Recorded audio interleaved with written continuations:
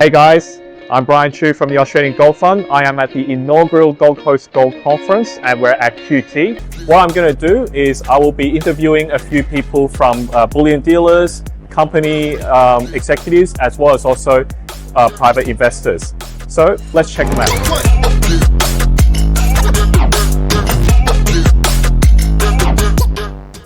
Hey guys, I'm at the Gold Coast Gold Conference and here's a good friend of mine, David Novak from GPA Engineering. David, thanks for your time. I'm going to have to put you on the spot and ask you about your expertise. Now, Sure. David, tell us about what you do.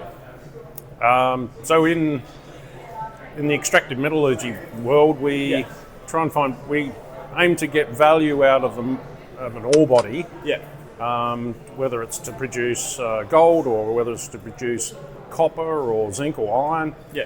And our role is effectively understanding the process methodology for extracting the valuable asset from the geological resource.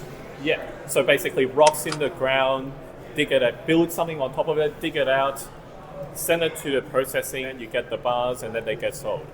So generally speaking, the mining industry is about geology is finding the rocks.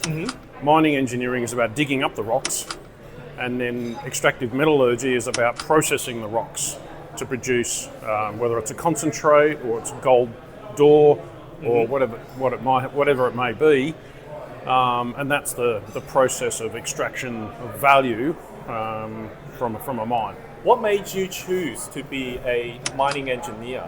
How did it all begin? So my role is in the metallurgy. Not so much the mining engineering. But the reason I chose it was just because it's an important fundamental value add to the process. And also I just have a passion for chemistry. So it sort of went hand in hand together in terms of processing rocks effectively. What are the most exciting projects that you've been involved in? Oh wow! I'll have to speak on a historical basis because I don't want to influence any potential decision of investing in any particular mine. But some of the historical ones would be lead zinc mines around Mount Isa, Broken Hill, also nickel around the Kalgoorlie region. And also iron ore up in the Pilbara, and also around some interesting magnetite deposits around South Australia. So a broad range of different commodities. And I know that you're quite an investor yourself. So what attracted you to precious metals? And I heard that you give some interesting gifts to your children. Would you like to tell us a little bit about that too? Sure. So my passion for gold in particular was a few years ago when I read a book on investing in precious metals by Michael Maloney, interestingly. And I found that previously I always thought gold was quite mysterious and what is the inherent value in gold. And then once I read that book and I learnt more about the monetary value of gold, and the true monetary value of gold, I then became far more interested in it.